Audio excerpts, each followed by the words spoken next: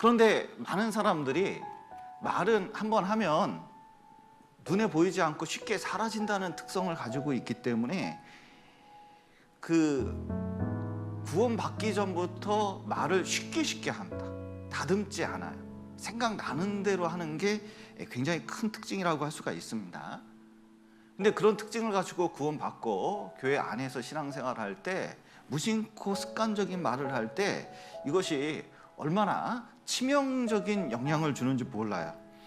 그래서 구원받은 이후에 더러운 말, 그러니까 이제 세상적인 말, 안 맞는 말을 이게 버려버리고 은혜를 끼치는 말, 하나님께 합당한 말, 믿음의 말을 하는 것이 굉장히 합당한 거거든요. 그런데 인생 가운데서 말이 그렇다는 거예요.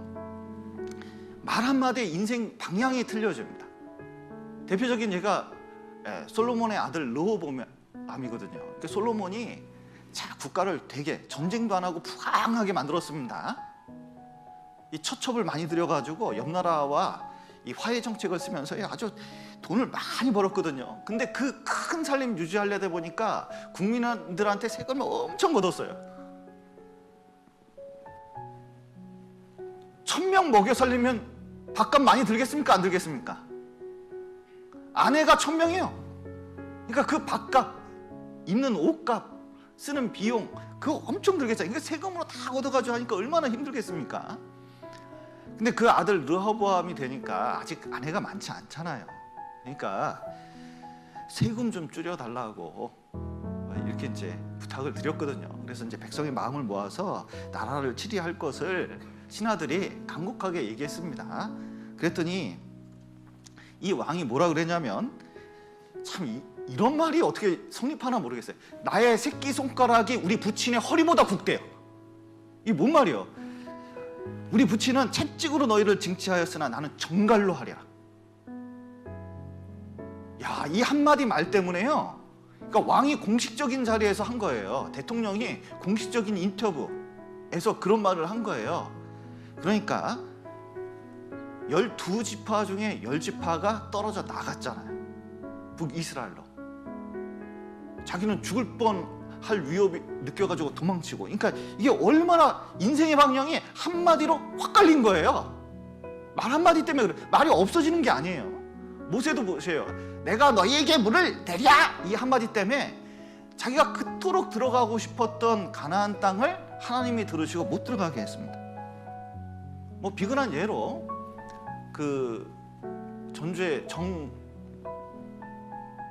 성함을 말씀드려도 되나? 정동영 씨라고 계신데 선거철이 다가와가지고 무심코 얘기했어요. 미래는 20, 30대에 달려있기 때문에 미래를 나이 든 사람이 결정할 이유가 뭐냐.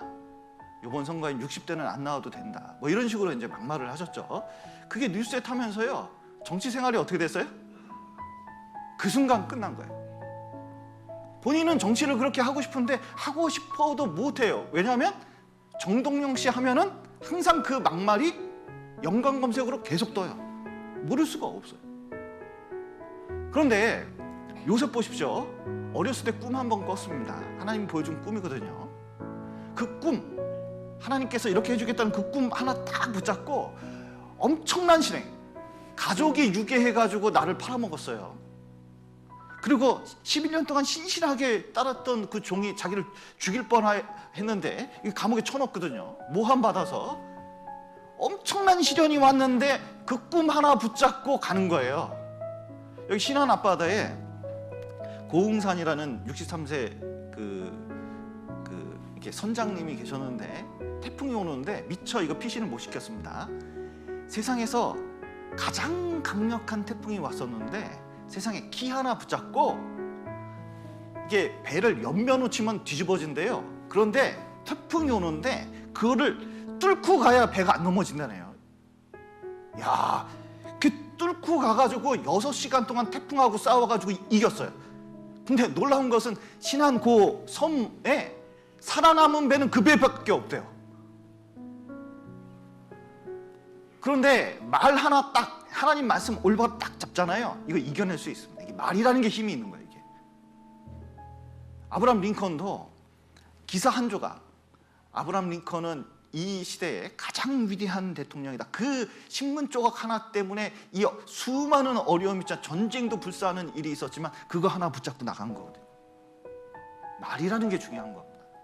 저희 목구멍은 열린 무덤이요, 그 혀로는 속임을 베풀며 그 입술에는 뭐가 있다고요? 독사의 독이 있고 그 입에는 저주와 악독이 가득하고. 예. 야고보서 3장에서도 이 혀는 독이 있다고 말씀하시는데, 희한하게요, 이 말에 독이 있어요. 그 한번 잘못된 말을 탁 전하면 이게 교통사고는 한 달이면 나요. 아무리 큰 사고도. 근데 이 말은 어디까지 영혼까지 탁 영향을 주거든요.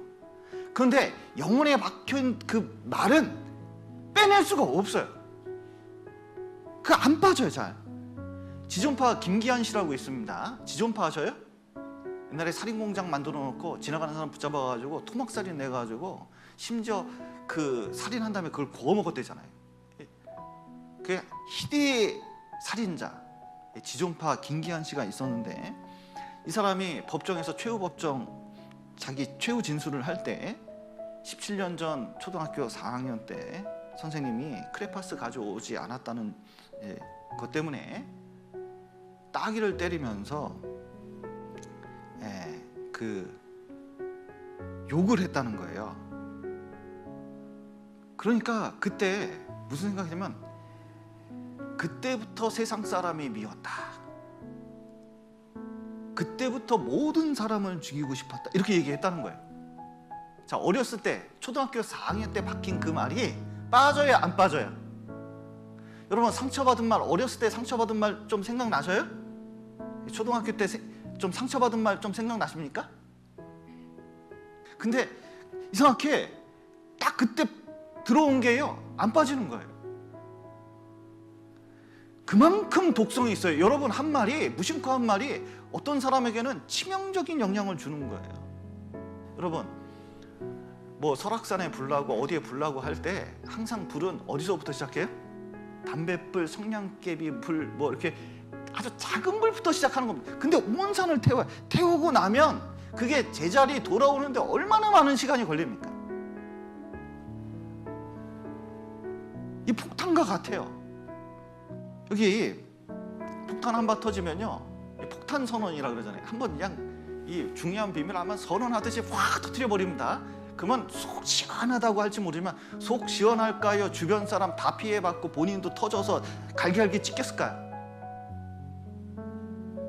말 한마디가 그만큼 영향을 줘요. 중요한 것들은 하나님이 보호하게 만들었어요. 뇌가 얼마나 중요합니까? 그러니까 이 뇌가 너무 중요하니까, 이거 보세요, 이거 얼마나 단단한지, 이거. 그래서 이게 튼튼하게 막아놨거든요, 보호하려고. 이 심장 얼마나 중요해요. 그러니까 갈빗대로 여러 개로, 또 이게 움직여야 되니까 사이를 버려놓고 아주 기가 막히게 갈빗대로 보호하고 있거든요. 근데 영혼까지 침투하는 이 정말 중요한 거, 이 말이 얼마나 중요하니까, 이 혀가 얼마나 중요하니까 어떻게 보호하셨어요? 먼저 이빨로 막아놨습니다. 얼마나 튼튼해요, 이빨이. 이것도 안 되니까 뭘로 다듬어 놨어요? 입술로 더 다듬은 거예요. 이중으로 이렇게 보호하고 있는 거거든요. 왜냐하면 야고보서에 생애 바퀴를 사른다고 되어 있거든요. 나중에 보니까 주변을 산불 내듯이 주변을 싹 사르는 것 같았는데, 실제는 뭘 사르냐면 자기 인생의 바퀴를 사릅니다. 이와 같이 혀도 작은 지체로 돼 큰 것을 자랑하도다. 보라, 어떻게 작은 불이 어떻게 많은 나무를 태우는가. 혀는 곧 불이요, 불의의 세계라. 혀는 우리 지체 중에서 온 몸을 더럽히고 무엇을 사른다고요? 생의 바퀴를 사르나니 그 사르는 것이 지옥불에서 나느니라. 자, 보십시오. 자기 인생의 바퀴를 살아버려요. 여러분, 자전거 좋습니다. 그 자전거 너무 좋은 도구예요. 근데 타이어가 빵꾸가 났습니다. 가는데 무슨 덜거덕 소리가 나요. 나중에 이제 밖에 나와서 봤더니 내 타이어가 바람이 다 빠졌어요. 그러면요, 이 차 끌고 갈 수 있습니까? 못 끌고 갑니까? 이 차 못 끌고 가요. 그때부터는 짐작되는 거예요. 자전거 타이어에 바람이 완전히 빠졌습니다. 그러면 그때부터 이 자전거 어떻게 해야 돼요?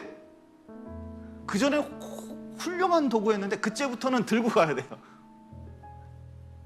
안 되니까 이제 전화해가지고 차 가져와서 이제 싣고 가는 수밖에 없는 거죠. 그러니까 그때부터는 짐작되는 거예요. 그런데 한 마리 말 때문에 어떻게 되냐면 자기 인생의 바퀴를 사릅니다. 왜냐하면 그 말 한 다음에 그 사람하고 대화를 할 수가 없어요. 그 말 한 다음에 가정생활이 안 돼요. 그 말 한 다음에 교제생활이 안 돼요. 신앙생활도 안 되는 거예요.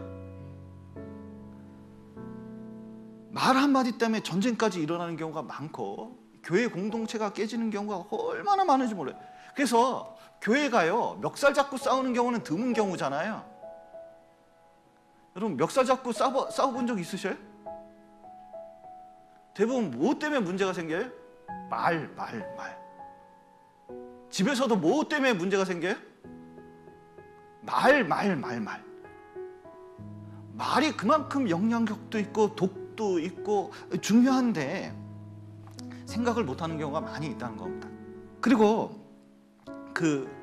좀 급한 데에서 더 조심할 필요가 있어요. 예, 주방은 막 이게 온갖 것이 있잖아요. 그러면 그때 어떻게 돼요? 천천히 좀 할 필요가 있습니다. 여유를 가질 필요가 있어요. 그래서 아무리 급한 일이더라도 나중에 보면 그렇게 급한 일도 아니에요. 그러니까 급할 필요가 없어요. 그래서 급하게 감정적으로 얘기하는 것은 좀 조심할 필요가 있습니다. 특히 내가 화나고 있고 뭐가 감정이 올라온다, 그냥 가만히 있는 게 나아요. 그리고 말을 들을 때 이쪽 말 들었으면 또 이쪽 말 들어야 돼요, 안 들어야 돼요? 한쪽 말도 들어야 됩니다. 같이 들어야 돼요. 그리고 말을 유순하게 하라고 돼 있습니다. 또 가장 중요한 것은 야고보서 3장 1절에 있는 것처럼 내 형제들아 너희는 선생된 우리가 더 큰 심판을 받을 줄 알고 많이 선생되지 마라. 선생될 필요가 없다. 그러니까 가르칠 필요가 없다는 거예요. 가르치려면 누구 하나 가르치려면요 학자같이 아침마다 성경 공부를 하고 이거 심도 있게 공부하고 한마디 다듬어서 겨우 다듬어서 말하지 않는 한 말을 누구를 가르칠 필요가 없다는 거예요. 여러분 애도요 자기는 배울 준비가 원하지도 않는데 너 이렇게 살아야 돼 딱 그러면요 애가 기분 좋아할까요? 싫어할까요? 자 옆에 있는 사람 한번 가르쳐 보셔요. 이 문제가 생깁니다. 그러니까 가르치는 게 좋은 게 아니에요. 하나님이 알아서 하실 겁니다. 걱정하지 마셔요. 그리고 말을 할 때 중요한 것은 말뿐만 아니라 말을 다듬는 것도 중요하지만 마음을 안 다듬으면 이게 말이 좋아질 수가 없거든요. 왜? 말에서 마음을 보기 때문에 그렇습니다. 그러니까 마음을 바꿔야 말이 바뀌는 거예요. 오직 그 말씀이 내게 심히 가까워 내 입에 있으며 내 마음에 있은즉 내가 이를 행할 수 있으리라. 예. 여기 자료에 보리가 들었습니다. 그러면 툭 치면 뭐 찌르면 거기 뭐 나올까요? 보리가 나오겠죠. 모래가 잔뜩 있습니다. 그럼 툭 치면 뭐가 나올까요? 모래. 내 안에 성령이 가득해요. 하나님 말씀이 가득합니다. 그럼 툭 치면 뭐 나올까요? 하나님 말씀이 나오죠. 근데 나에게 분이 가득합니다. 근데 살짝 건드렸어요. 그럼 뭐 어떻게 되죠? 풍선 터져버리는 경우가 얼마나 많이 있습니까? 그래서 말은 그냥 말하는 습관 정도 바꾸는 게 아니라 마음판에 있는 수많은 속에서 단어들이 있어요. 그 단어를 바꿔야 돼요. 사실은 짧게 하든 길게 하든 마음판 안 바뀌면 좋은 말이 나오기가 어렵다는 거죠. 그래서 좋은 말이 나오려면 어떻게 되냐? 귀 2개 주고 입 하나 주는 이유가 있습니다. 내가 한 말보다 듣는 걸 몇 배 하라고요? 2배 이상은 해야 되는 거예요. 여러분 여기 예수님이 하신 말씀 보세요. 누가복음 6장을 보셔요. 이게 교회 안에서 가장 큰 거짓말 중에 하나가 이겁니다. 6장 45절. 스스로 오해하게 하는 말, 스스로 잘못된 말을 하게 할 수 있는, 그런데 예수님께서는 그렇지 않다고 말하는 말. 누가복음 6장 45절입니다. 선한 사람은 그 쌓은 선에서 뭘 내고? 선을 내고 악한 자는 그 쌓은 악에서 악을 내나니 이는 마음에 가득한 것을 뭐로 낸다고요? 입으로 말합니다. 여러분 내 마음은 그러지 않았어. 그런데 그런 말이 나왔어. 이게요, 하나님한테는 통할까요? 안 통할까요? 사실 안 통한다. 그런 말을 속에서 얼마나 큰 전쟁이 있는지 몰라요. 전 초등학교 때 동네가 좀 불우했습니다. 지금 생각해보니까 불우한 동네에서 자랐던 것 같아요. 그런데 학교 다니던 주변 상황이 다 애들이 욕을 했어요. 욕을 안 한 애가 하나도 없습니다. 음담패설부터 시작해서 초등학교 때부터 온갖 욕을 다 했어요. 근데 저도 어느 날 길을 걸어가고 있는데 대화를 하는데 제 입에서 문장 하나에 욕이 몇 개나 들어가는지 몰라요. 저 욕 하나도 안 할 것 같죠? 그런데 어렸을 때 생각해보면 그렇게 욕을 많이 하다. 근데 중학교 들어가기 직전에 문득 그걸 깨달았어요. 제가 내 욕을 많이 하는구나. 아, 이래 살면 안 되는구나. 인생 이렇게 살지 말자. 어렸을 때 그걸 딱 깨달았어요. 그리고 이 욕을 안 하려고 그때부터 노력했는데요, 그때요 제가 기억해요. 그 욕을 안 하기까지 완전히 껍질 깨고 나온 기분이에요. 진짜 언어 하나 바뀌는 게 이렇게 차이가 있구나. 그 다음부터 이제 구원받은 이후로 신앙 안에서 생활하면서 이 욕을 한마디 끊으려면요, 이게 양심의 가책이 얼마나 힘든지 몰라요. 나중에 생각해보니까 말이 나를 바꿨어요. 인생을 바꿨습니다. 그러니까 자 보세요. 이 안에서요 그런 말이 나오거나 그러면 스스로 그것을 얼마나 처리해야 되는지 몰라요. 이거 처리하려면요 여러분 많이 들어주죠. 제가요 구원받자마자 진짜 잘한 건 한 달 내내 전도집회 성경 강의 일주일 푸는 19번 한 달에 들었다니까요. 그러니까 나중에 되니까 간증할 때 보니까 그 목사님 말투가 나오더라고요. 지금도 그 말투가 나온다고 얘기하는 분이 있어요.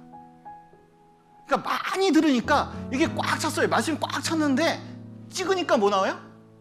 그 말씀 나오는 거예요. 여러분 많이 듣고 읽으십시오. 분명히 나오게 되어 있습니다. 나를 변화시키고 있어요. 그 언어가 나를 변화시키고 있다는 걸 믿어야 돼요. 그러니까 이게 같은 말만 해도 이게 틀려요. 그리고 이게 관계를 서로 세워가는 게 얼마나 중요한지 몰라요. 그리고 말할 때 어린아이라도 존경하는 태도. 자 보세요. 좀 부족한 사람이 옆에 있을 수 있습니다. 그러면요 이게 사람 마음에 이게 깔보는 마음이 있거든요. 근데도요 구원받은 사람으로서 그 안에 그리스도가 있고 이게 높이는 게 얼마나 중요하죠. 그게 나중에 자존감을 세워서 완전히 변화시킵니다. 이 철학가 김영석 교수라고 연세대학교에 있는데 이분이 이 동네 마실을 가는데 저기 막 이렇게 음식을 나르는데 아줌마들이 그랬대요. 딱 오니까 에이 저는 뭐 새끼 되게 못생겼네 그랬대요. 근데 그게 확 바뀌었대요. 어린 마음에 나 못생겼어 그러면서 대인기피증이 생겨가지고 그렇게 고생을 했는데 유학을 가게 됐답니다. 그런데 서양 사람이 보는 눈하고 우리가 보는 눈하고 약간 차이가 나는 것도 좀 있는 것 같아요. 미인의 기준이나 잘생긴 기준이 약간 틀린 것 같습니다. 많이 틀린 건 아닌 것 같은데 약간 틀린 것 같아요. 그런데 이렇게 이제 책을 읽고 벤치에서 책을 읽고 있는데 어떤 예쁜 금발의 여자가 딱 오더니 얘기하는 거예요. 너 어디서 왔니? 일본? 아니면 중국? 아, 자기 한국에서 왔다고. 야, 한국에서도 너처럼 잘생긴 사람이 있어? 그러고 가더래요. 그때부터 인생이 바뀌었대요. 아무것도 아닌 말 같은 그 한마디가. 그래서 여러분 우리도 그 형제 자매 간에 힘을 줄 수 있는 말, 은혜를 끼치는 말, 그리고 관계를 세우는 말, 그리고 교회를 위한 말, 복음을 위한 말, 하나님 위한 말, 이런 말들을 하시며 살아갔으면 좋겠습니다.